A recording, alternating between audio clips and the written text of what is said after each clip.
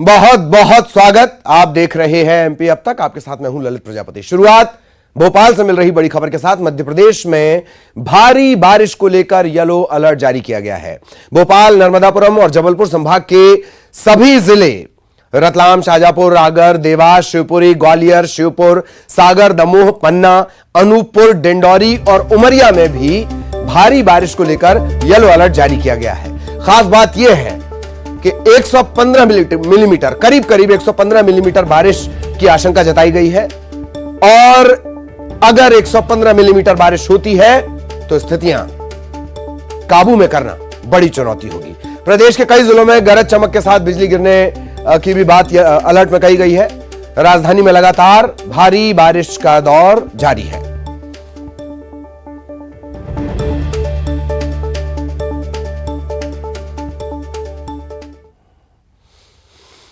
और अब बड़ी खबर आपको बैतूल से बचा दें। बाल बाल बचे हैं यात्री। बस से कुछ कदम की दूरी पर भारी चट्टानें गिर गईं। भारी बारिश के चलते लैंडस्लाइड हुआ। अगर कुछ सेकंड की हेरफेर होती तो ये बड़ी बड़ी चट्टानें बस पर गिरती। ड्राइवर और यात्रियों ने रास्ते से चट्टानें हटा दी हैं। डोकिया कासिया गांव ये बस जा रही थी और कोटमी के पास यह हादसा हुआ।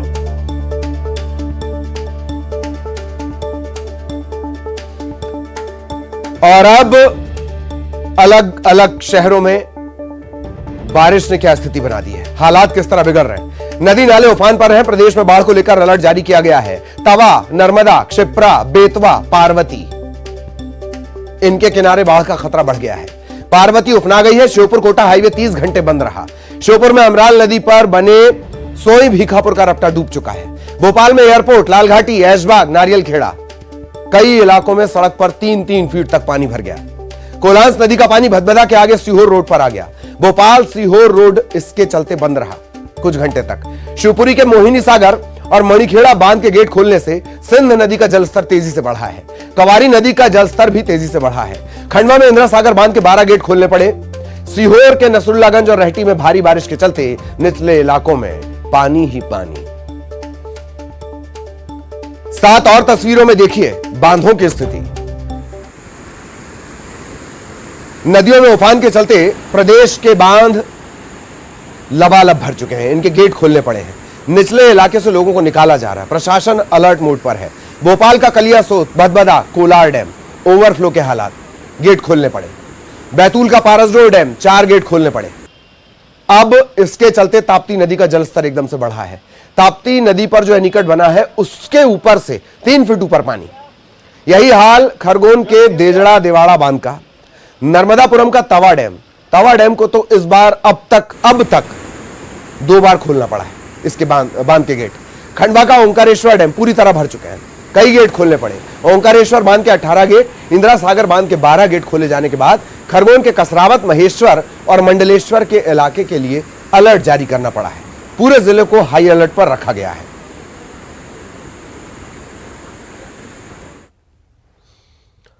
और इधर राजधानी के कलियासोत डैम का गेट खोला गया और इसने भ्रष्टाचार की पोल खोलकर रख दी। पुल गिरने को लेकर इंजीनियर को सस्पेंड करना पड़ा, निर्माण एजेंसी को ब्लैक लिस्टेड करना पड़ा और मामले को लेकर सियासत भी शुरू हुई। ये पुल बारिश के पानी का भार नहीं उठा सका और धराशायी हो गया।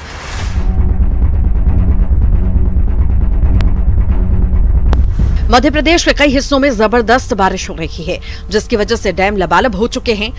कलियासोत डैम भी ओवरफ्लो हो रहा है। इसके सभी गेट खोल दिए गए, लेकिन ये पुल पानी का बहाव नहीं झेल पाया और इसका एक हिस्सा गिर गया। कलियासोत में बाढ़ का पानी छोड़ने के बाद इसका बहाव ये पुल नहीं झेल पाया और ये देखिए आप 2 साल में बने पुल किस तरीके से ढेर हो गया। मंडीदीप से लगा पुल अक्टूबर 2020 में बनकर तैयार हुआ था। कॉन्ट्रैक्टर CDS न्यू दिल्ली ने इसे बनवाया था, लेकिन सावन की बारिश अपने बहाव में पुल को बहा ले गई। जो कॉन्ट्रैक्टर है सीडीएस न्यू दिल्ली के द्वारा ये पुल का निर्माण किया गया था, नेशनल हाईवे के द्वारा ये पुल बनाया गया था, लेकिन जिस तरीके से ये पुल गिरा है उसके बाद जो कहानी बयां हो रही है वो इस बात को बता रही है कि किस तरीके से घटिया निर्माण कार्य इस पुल को लेकर किया होगा कि पानी का बहाव वो नहीं झेल सका। इधर पुल को लेकर सियासत भी शुरू हो चुकी है। कांग्रेस ने सरकार पर निशाना साधा। कलियासोत नदी पर बना हुआ पुल ढह गया, बह गया, ये भाजपा सरकार के भ्रष्टाचार तंत्र की कलई खोलता है। इसी तरह के घटिया निर्माण पूरे मध्य प्रदेश में सड़कों और पुलों के किए जा रहे हैं। और ये नितिन गडकरी जी का मंत्रालय है, इसमें अगर कोई मानवगत त्रुटि होगी तो वो बख्शा जाने वाला नहीं है, चाहे वो किसी स्तर की एजेंसी हो या ठेकेदार क्यों ना हो। सियासत अपनी जगह है, लेकिन पुल के बह जाने पर सवाल उठना लाजमी है। तो वहीं मामले को लेकर अधिकारियों का कहना है कि मामले की जांच की जा रही है और जो भी जिम्मेदार होगा उस पर गाज गिरेगी। और अब आपके स्क्रीन पर दो तस्वीरें। पहली तस्वीर भोपाल की। तेज बारिश के चलते नदी नाले उफान पर है। कुलांसी नदी का जलस्तर लगातार बढ़ रहा है। इसके चलते बोरखेड़ी, कोडिया, फंदा, खुर्द समेत कई गांवों में नदी का पानी घुस गया है। ग्राम कोडिया की पंचायत और उप स्वास्थ्य केंद्र पानी पानी हो गए हैं। रेस्क्यू के लिए टीम तैनात की गई है। एक और तस्वीर देख लीजिए। श्योपुर की मूसलाधार बारिश जारी है। रात भर झमाझम बारिश होती रही। नतीजा पार्वती नदी का जलस्तर बढ़ गया है। खतरे के निशान से ऊपर पहुंच चुकी है पार्वती। श्योपुर का कोटा, इटावा, खतौली से संपर्क टूट चुका है।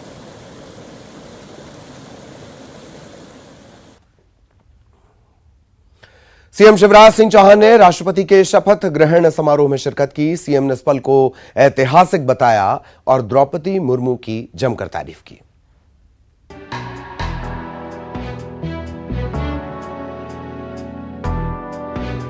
मैं द्रौपदी मुर्मू देश की 15वीं राष्ट्रपति के तौर पर द्रौपदी मुर्मू ने शपथ ली। भारत के राष्ट्रपति पद का कार्यपालन करूंगी। विश्व के सबसे बड़े लोकतंत्र के सबसे बड़े शपथ ग्रहण कार्यक्रम के कई गणमान्य गवाह बने। सीएम शिवराज सिंह चौहान ने भी कार्यक्रम में शिरकत की और इसे ऐतिहासिक पल बताया। शिवराज सिंह चौहान ने द्रौपदी मुर्मू की जमकर तारीफ की। आज देश के लिए ऐतिहासिक दिन है। एक जनजातीय आदिवासी समाज से आने वाली, गरीब घर में, आजाद भारत में पैदा हुई बेटी आज भारत की राष्ट्रपति है। जब वो शपथ ले रही थी तो मन उत्साह और आनंद से भी भरा था और जब वो बोल रही थी तो खुशी के आंसू भी आ रहे थे। उन्होंने एक इतनी बढ़िया बात कही कि आपका हित अहित भले ही हो जाए, अहित हो जाए तो भी जगत के कल्याण के काम करते रहे। सीएम ने कर्नाटक के राज्यपाल थावरचंद गहलोत के अलावा लोकसभा अध्यक्ष ओम बिरला से भी मुलाकात की। इस दौरान वीडी शर्मा, सांसद सुधीर गुप्ता, अनिल फिरोजिया और महेंद्र सिंह सोलंकी मौजूद रहे। नेता प्रतिपक्ष गोविंद सिंह अपने बयानों को लेकर सुर्खियां बटोरते रहे हैं। गोविंद सिंह ने उमा भारती को लेकर विवादित बयान दिया। नेता प्रतिपक्ष ने पूर्व सीएम को अपराधी तक बता दिया। नेता प्रतिपक्ष गोविंद सिंह ने उमा भारती और उनके परिवार को लेकर विवादित बयान दिया। गोविंद सिंह ने उमा भारती को आपराधिक प्रवृत्ति का बता दिया और आरोप लगाया कि उनके भाइयों के खिलाफ भी अपराध के मामले दर्ज हैं। बहस हो गई, झगड़ा हुआ नहीं, मारपीट हुए नहीं। 307, 326 जैसे संगीन अपराधों में पूरे परिवार में, बच्चों पर, महिलाओं पर मुकदमे दर्ज किए हैं। इन पर सबक सिखाने का काम करेंगे। इसको बता देंगे पुलिस अधीक्षक प्रशांत श्रीवास्तव को किस प्रकार से नौकरी करना की जाती है, सिखाया जाएगा। उधर गोविंद सिंह के बयान पर बीजेपी ने कड़ी प्रतिक्रिया दी और नेता प्रतिपक्ष को गरिमा का ध्यान रखने की नसीहत दी। नेता प्रतिपक्ष और कांग्रेस के वरिष्ठ नेता डॉक्टर गोविंद सिंह जी लगता है मानसिक रूप से संतुलन खो चुके हैं। जो अभद्र भाषा, घटिया भाषा और जिस प्रकार की अनैतिक भाषा, गैर कानूनी भाषा उनकी है, वो ये बताती है कि उनको होश व आवास ही नहीं है कि वो किसके बारे में क्या टिप्पणी कर रहे हैं। दरअसल कमलनाथ के निर्देश पर नेता प्रतिपक्ष और 7 विधायकों का प्रतिनिधिमंडल टीकमगढ़ पहुंचा था। यहां नगर पालिका चुनाव में बीजेपी विधायक राकेश गिरी और पूर्व मंत्री यादवेंद्र सिंह में झगड़ा हुआ था। यादवेंद्र सिंह समेत परिवार के खिलाफ पुलिस ने मामला दर्ज किया। वहीं कांग्रेस इसे गलत बता रही है।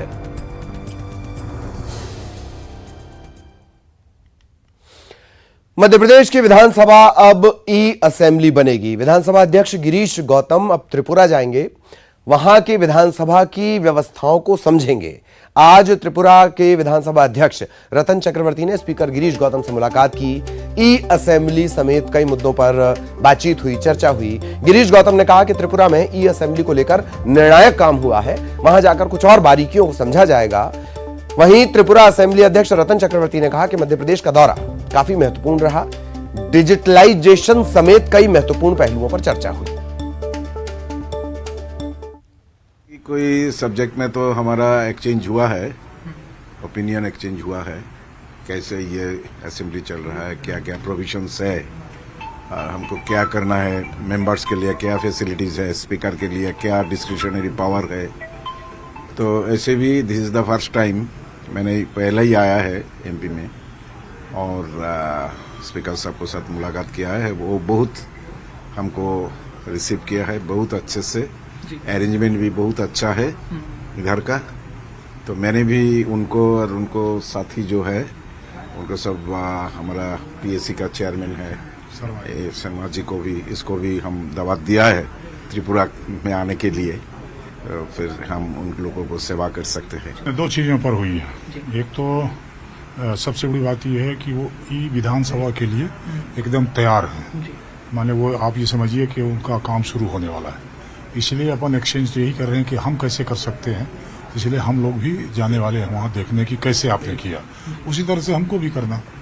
दूसरा ये है कि जैसे कई चीज़ें होती हैं कि त्रिपुरा की विधानसभा के भीतर, हालांकि वो हमारी छोटी विधानसभा है, फिर भी स्वरूप सबका लोकतांत्रिक व्यवस्था के भीतर सबका स्वरूप एक ही होता है। इसलिए अपन ने ये किया कि कैसे विधानसभा चलाते हैं, कैसे होता है, वो सब कर वही चर्चा हुई। मध्य प्रदेश में सरकारी अस्पतालों में जल्द डॉक्टर्स की कमी दूर होगी। अगस्त में प्रदेश को 600 नए डॉक्टर मिलेंगे।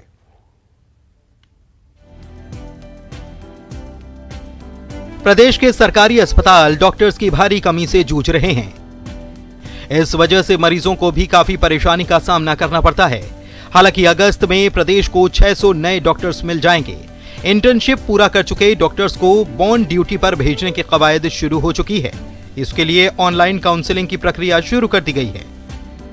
चाहे वो हेल्थ का इंफ्रास्ट्रक्चर हो या डॉक्टर्स की बात हो, नर्सिंग स्टाफ हो या पैरामेडिकल स्टाफ हो, सभी का युक्तिकरण हो जाए और अधिक से अधिक हम डॉक्टर्स की भर्ती कर सकें, उसके लिए लगातार हम प्रयास कर रहे हैं और ये सुनिश्चित कर रहे हैं कि हर स्थान पर हमारा डॉक्टर भी उपलब्ध हो, मेडिकल इंफ्रास्ट्रक्चर भी उचित स्थिति में हो। बॉन्ड ड्यूटी को लेकर विवाद भी रहा है। हालांकि ड्यूटी के लिए डॉक्टर्स वेबसाइट पर 31 जुलाई तक चॉइस फिल कर सकते हैं। बच्चों के स्कूल बैग का वजन जल्द कम हो जाएगा। मध्य प्रदेश में शिक्षा विभाग सिलेबस को कम करने को लेकर तेजी से काम कर रहा है।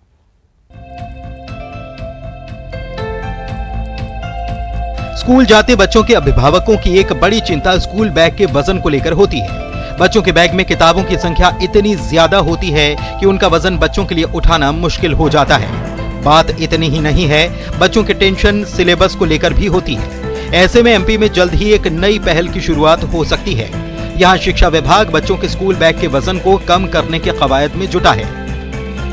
देखिए, राष्ट्रीय शिक्षा नीति में स्कूल के बैग वजनदार नहीं हो, यानी किताबों का जो बोझ है उसको कम करने का है। मध्य प्रदेश सरकार भी राष्ट्रीय शिक्षा नीति के अनुरूप सारी तैयारी कर रही है और हम आने वाले समय में बैगलेस व्यवस्था करने पर काम करेंगे। एक साथ पूरी शिक्षा नीति लागू नहीं हो रही है, इसलिए जैसे जैसे भारत सरकार से स्पष्ट क्या क्या कैसे कैसे करना है वो मिलता जा रहा है, हम भी उसी अनुसार परिवर्तन करते जा रहे हैं। समय अवधि राष्ट्रीय शिक्षा नीति का क्रियान्वयन का समय अवधि दे रखी है, उसमें सब चीज़ें फिक्स है, कौन सा काम कब होना है, अभी उस पर काम चल रहा है। मध्य प्रदेश ने भी सुझाव भेजे हैं, देश के अन्य राज्यों ने भी सुझाव भेजे हैं। शिक्षा विभाग अगर सिलेबस को कम करता है तो ये बच्चों के लिए बड़ी राहत की बात होगी।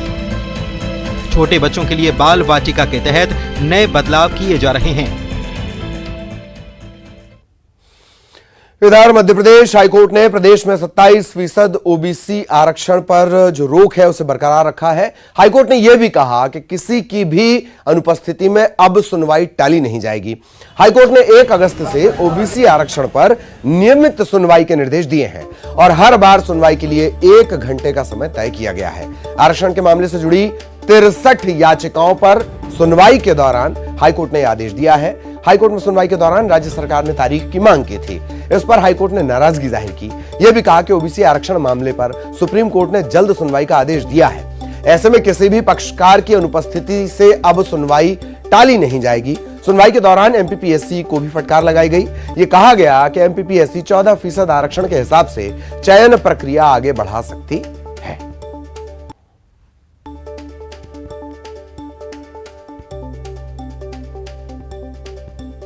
इसमें 1 तारीख में निर्धारित करता हूं और 3:30 बजे इसकी डे टू डे हम फिक्स सुनवाई करेंगे। और जब भी आपको बहस करना हो, चाहे आदरणीय तुषार मेहता जी हों, जो भी व्हाट्सएवर गवर्नमेंट का पक्ष रखना चाहें वो फ्री हैं, रख देंगे। लेकिन पिटिशनर साइड से सुनना हम चालू करेंगे और 1 तारीख को 3:30 बजे से हम इन प्रकरणों की सुनवाई करेंगे। नर्मदापुरम के सिवनी मालवा के छात्र निशांक राठौर की मौत को लेकर सस्पेंस बढ़ता जा रहा है। छात्र भोपाल में रहकर पढ़ाई कर रहा था। बरखेड़ा में रेलवे ट्रैक के पास इसका शव मिला है। छात्र के पिता का कहना है कि उनका बेटा सुसाइड नहीं कर सकता। मृतक छात्र के पिता का कहना है कि उनके फोन पर बेटे के नंबर से धमकी भरा मैसेज आया था।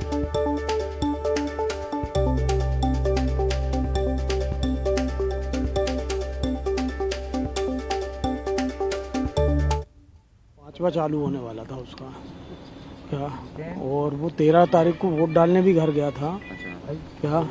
वो 13 को ही वो आया कि मेरे को इंटर्नशिप करना है तो मैं जा रहा हूँ। इसके बाद मेरी कल उससे 12 बजे बात हुई थी, क्योंकि उसकी दोनों बहनें यहाँ आई थी एग्ज़ाम देने। तो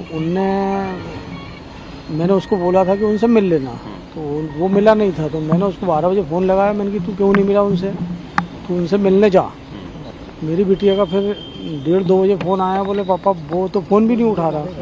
इसके बाद मैं लगातार फ़ोन लगाता रहा, उनने फ़ोन नहीं उठाया। मेरे को मेरा बेटा इतना बिंदास था, वो बड़े खुले उसका था, तो मेरे को विश्वास नहीं होता कि वो सुसाइड भी कर सकता है।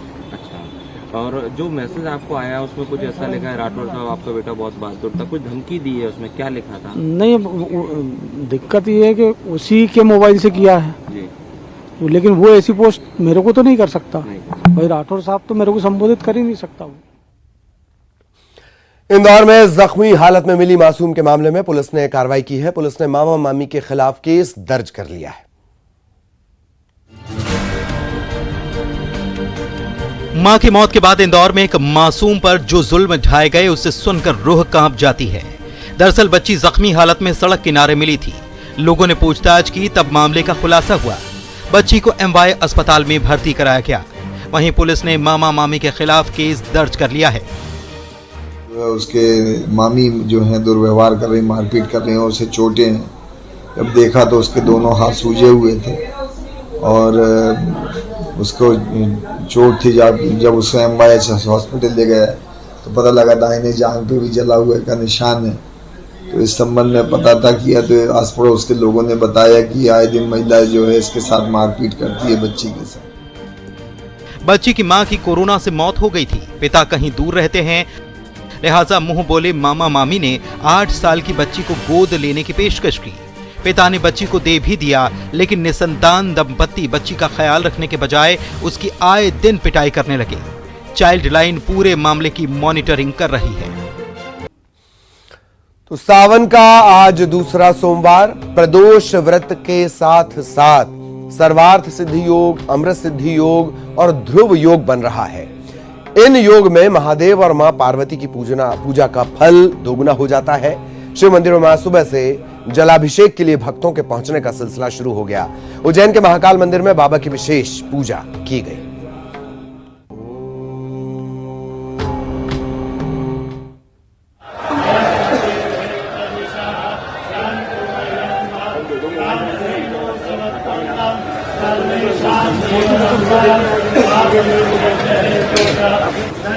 और इधर उज्जैन में बाबा महाकाल की सवारी भी निकली, धूमधाम से निकली। पालकी पर सवार होकर बाबा निकले और उनके दर्शन के लिए बड़ी संख्या में श्रद्धालु नजर आए। इधर सोमवार पर आज मंदसौर के पशुपतिनाथ मंदिर में बाबा का विशेष अभिषेक किया गया। सुबह 5 बजे से मंदिर में भक्तों की भारी भीड़ दर्शन और पूजन के लिए पहुंचने लगी। और इसी के साथ इस बुलेटिन में इतना ही। खबरें जारी रहेंगी।